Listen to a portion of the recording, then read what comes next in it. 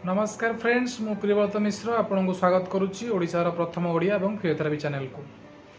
चलतु आज जानिबा जेतबेले आमर जेकोसी गोटे स्प्रेन होउची, स्ट्रेन होउची, अंटारे पेन होउची, जेकोसी गोटे पेन होउची, आर्थराइटिस पई हो कि इंजुरी पई हो, मांसपेशी हो, स्किन रे हो, हाड़ रे हो, जॉइंट रे हो, सेठी हमें कोन दबा? आइस पैक दबा ना हॉट पैक दबा? केतेबेले आइस पैक दबा और केतेबेले हॉट पैक दबा? तार आज कन्फ्यूजन टाको दूर करवा। चलतु आइस पैक कौटी दबा ना जितेबाला आम गोटे इंजुरी फ्रेश होता है, से स्वेलिंग थाए, रेडनेस थाए, से जगह टी तातिकी थाए, से समय एक्चुअली आम आइस पैक दबा उचित। कहीं से ऑलरेडी भासो डायलेटेशन बा से जगार कौन होता है ना ब्लड अत्यधिक फ्लो बढ़ी थाए। जदि आम से गरम सेक दबा आहरी से भास को माने भेसल्स को फुलेब, जगह को आहरी पेनफुल करदेव। जितेबाला सब मन रखिथातु किसी गोटे इंजुरी है माने चली चली जाऊली गोड़ मोड़गला पड़गली, किसी गोटे बाजीगला, एक्सीडेंट होगी आसी, किसी गोटे इंजुरी सांगे सांगे आरंभ हो जो इनफ्लामेशन अच्छी, से जगह आम सब आइस पैक को प्रिफर करवा। केते समय दबा ना आइस पैक गोटे यूजुअली आम गोटे 15 ରୁ 30 मिनट दबा उचित। केते थर दे पारिबे दिन को आप मिनिमम 3 ରୁ 4 थर दे पारिबे, अधिक समय देले भी चलिबो, किसी क्षति ना। से गरम पानी सेक कौटी देवी ना गोटे रोग जदि बहुत पुराना अच्छी जो इनफ्लामेशन ना से जगह आम सब दे पारिबा कौन ना गरम पानी सेक। जमती गोटे अंटा पेन, बैक पेन होगी 10 दिन 15 दिन 20 दिन है कमिनी, से जगह दे पारि। क्रॉनिक कंडीशन बोली कहती। एक्यूट सब आम जा आइस पैक सांगे, क्रॉनिक कंडीशन सब आम जा गरम पानी सेक।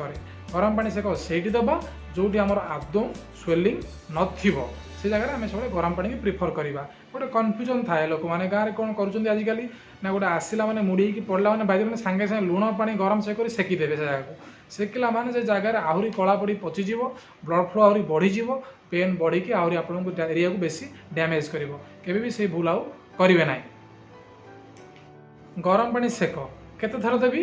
गरम पानी सेक 15 ରୁ 20 मिनट से भाया देपारि, दिन को 3 ରୁ 4 थर देपारि, किसी असुविधा नहीं। केते गरम पानी सेक देवी और केते मात्रा में दबा आइस पैक दबा माने आमको बहुत ठंडा कि बहुत गरम सेक दबार आवश्यकता ना।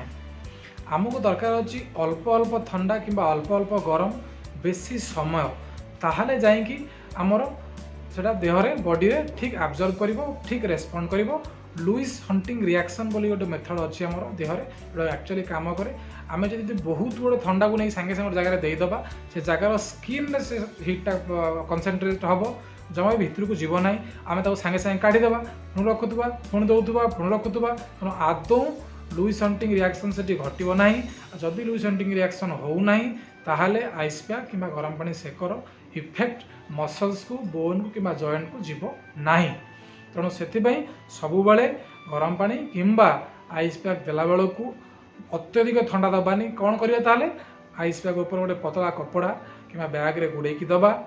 गरम पानी सेकू सेमती पतला गामुछा टावल गुड़े दबा। आउ गोटे जिनस कौन आज कहबी ना भूल भी लोक भूल करती कौन ना आइस पैक टाक रखिथे कि गरम पानी सेकटा रखिथे ता ऊपर पिठी माड़ी शोई पड़ती। से भूल करेंगे ना। भूल कला माने गोटे जिनस हम कौन ना सी गरम पानी फाटिला बैग बर्न हम। एमती बहुत गुड़ा बर्न केस आसछंती गरम पानी सेक नहीं फटेकी। जमा भी गरम पानी हट वाटर बैग उपरे शोइबे ना कि तले सेकर तापर शोइबे ना। सेमिति आइस पैक रे मध्य लाभ किसी हेनी।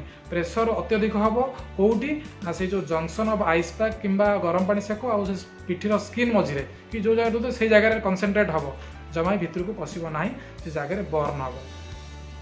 जमा भी सेमती करवा अनुचित। सबुबले ताकू कंफर्टेबली बसिकी जो एरिया में दबा से एरिया ऊपर ही रखा। ताकू आम हाथ रखीचे हाथ पर रखा, बसीचे ये रहीचे अंटा पिठर दबार अच्छी पेटे की शोईकी दबा, जमा ता ऊपर शोइबा ना।